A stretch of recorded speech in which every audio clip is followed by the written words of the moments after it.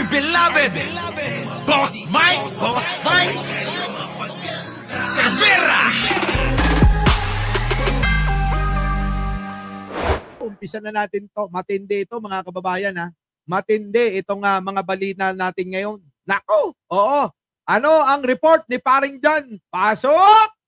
Yerda na naman ng ating Vice Presidente. Ayan na lang ba ang alam na trabaho nito ni VP Sara? Maglamyerda. Kasi kung hindi nyo maalala, abay, kagagaling lang nito sa ibang bansa. Correct. Para doon magkalat ng chismis at paninira sa Pilipinas. Ngayong nandito na sa Pilipinas, abay, naglamyerda na naman. Oo nga. Yan o. Halal ng taong bayan, naging pata-baing baboy na lamang, walang silbi at inutil. Alaka! Narinig ninyo, ulitin mo nga Paring John. Yan o. Halal ng taong bayan, naging pata-baing baboy na lamang, walang silbi at inutil. Oo nga! Yan o. Halal ng taong bayan, naging pata-baing baboy na lamang, walang silbi at inutil. Naku, tama Paring John. Siya pa. Yan o. Halal ng taong bayan, naging pata-baing baboy na lamang, walang silbi at inutil. Oo nga naman. Totoo nga naman mga kababayan ko. Wala talagang silbi ito. Oo, may silbi ito sa pagnanakaw ng pera nyo. Bukod doon mga kababayan, wala na eh. Oo. Kaya nga eto mga kababayan, binanata na naman ni Atty. Claire Castro eh. Meron na naman binunyag mga kababayan. Bilyon-bilyong piso ang ninakaw na naman daw.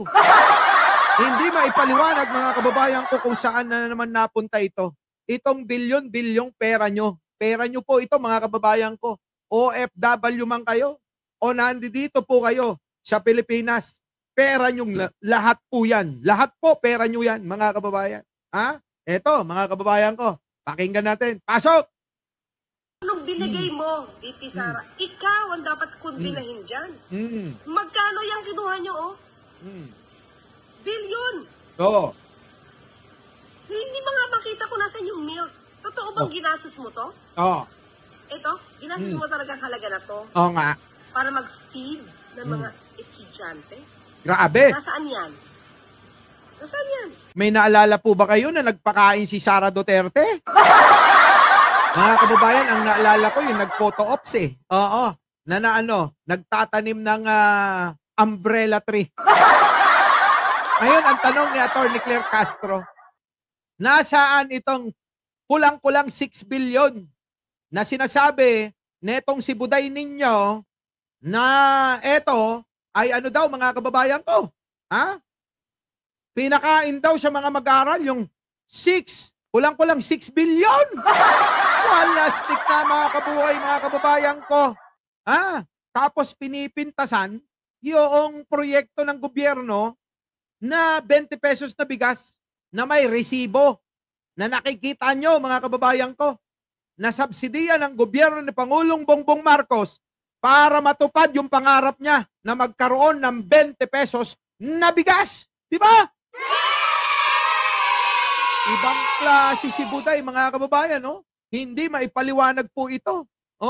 The Commission on Audit, COA, said that in 2023, Vice President Sara Buday Duterte, final year as DepEd Secretary, the defective food items were reported in the school division. Nako, grabe. Office in Aurora, Bulacan, Misamis Oriental, Ilagan, and Quezon City.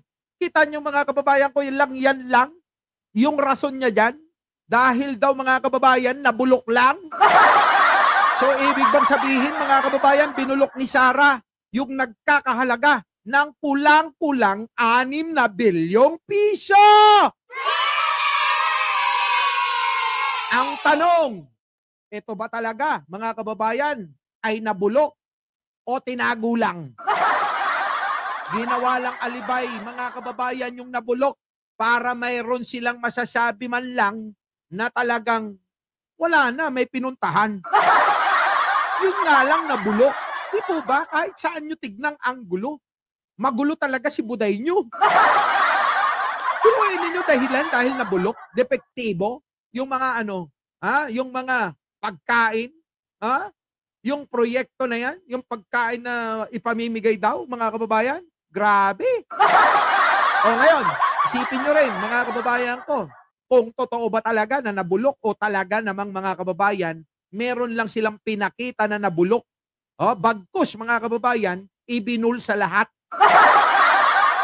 Grabe, no? Matindi, mga kababayan ito. Sige, tuloy.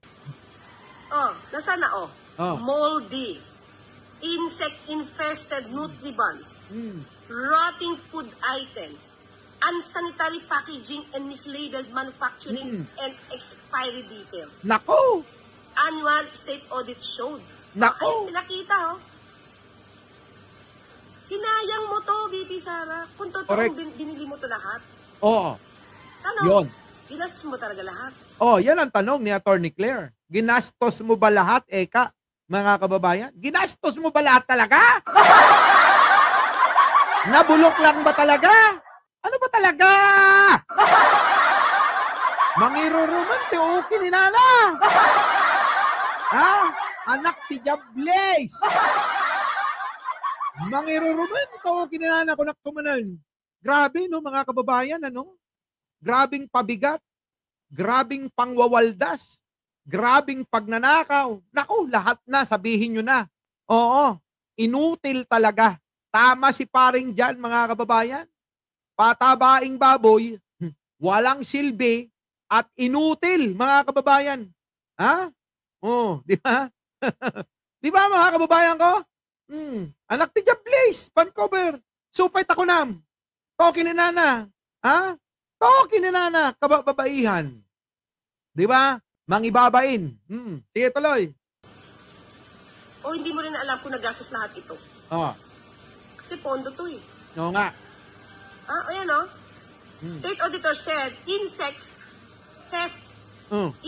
were found inside the caravan, milky buns, and squash nutribuns in a division of Aurora. Pinamahayan na ng Korean bug, mga kababayan. Baka namang ginawang farm ng Korean bug ni Sarah. Para namang ganahan, Putik na mga kababayan, may Korean bug ba yung kinakain niyang tinapay? Natatandaan ko yung mga kababayan yung Korean bug daw, mga kababayan, pampaano daw yun? Oo, pampaelya. Hindi ho yung paelya, mga kababayan, na tinutukoy ko. Yung paelya, hindi ho yun. Yung pagkain, hindi ho. Oo, pampaelya. El Tuwadera, gano'n, mga kababayan ko. At saka isa pa, pinapakain din sa manok yan. Bagay na bagay kay Atong. Pagka pinakain daw sa manok yan, tumatapang, mga kababayan ko. Oo. Kaya siguro, mga kababayan, kahit walang lugar, matapang si Buday.